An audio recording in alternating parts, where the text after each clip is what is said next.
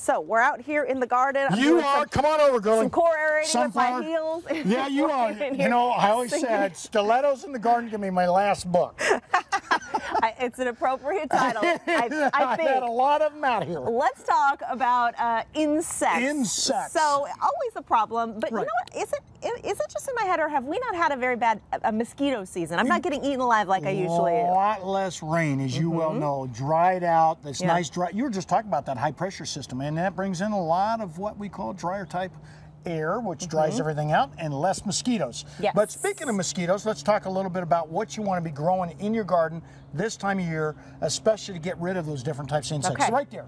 That's some lavender that's growing up in there. I just grow lavender throughout the garden. It's a great way to confuse those sensory mechanisms in different types of insects, especially our non-beneficials, and it works out fantastic. So if you've got one of those gardens out there, maybe you're growing a lot of lettuce, and you're growing a lot of kale and pak choi and bok choy, all that stuff needs to be mixed in with these different types of herbs, and that's what we call companion planting. Confusing the insects, I like That's that. right. It's a little bit better than the pesticides. Just throw some lavender Without in there. having to use pesticides. Yeah. Some other ones, you know, we use a little bit of curry. I want you to smell this. This works What out. is this? This is an Indian curry. Go ahead and just squeeze it smells down. like curry. It Yeah. does, and it's growing in the garden right over there. You can see it, Wow. Bobby, going over. Bob knows right where it is. In fact, I said, Bob, you can take over after I retire. He's done this segment so many times with you.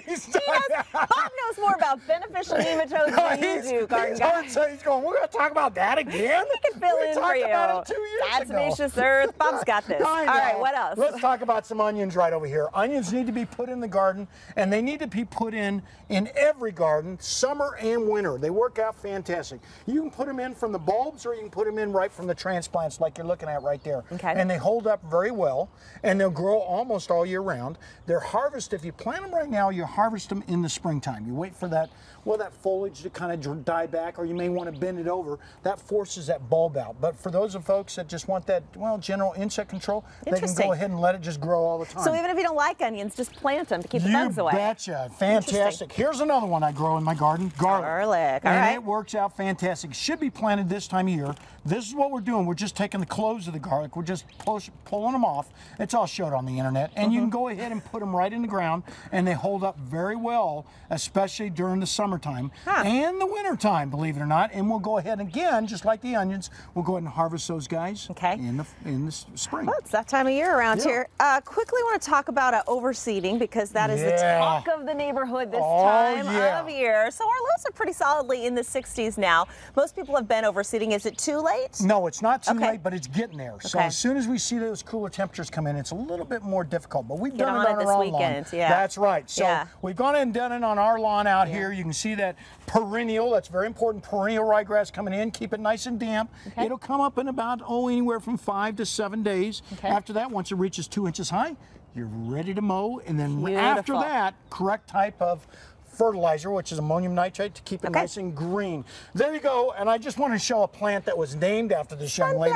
Sunflower. There it is. I'm going to get ready to plant some of those out here in our garden and pray for no frost. But we'll see what happens. So back to you, Sunflower. Thank you. Certainly no frost anytime soon, Javier, as we've been talking about with our summer-like temperatures to end out the month of October. Well, interesting how Dave said, you can learn it on the internet. So don't say that. We need you, garden guy. Don't point people to the We're trying internet. to keep you around here, Dave. Now you're like, forget it. Just go to the internet. I'm always trying to retire. We're not letting you. There's too many questions out there for me. No. Thank you. Thanks, guys.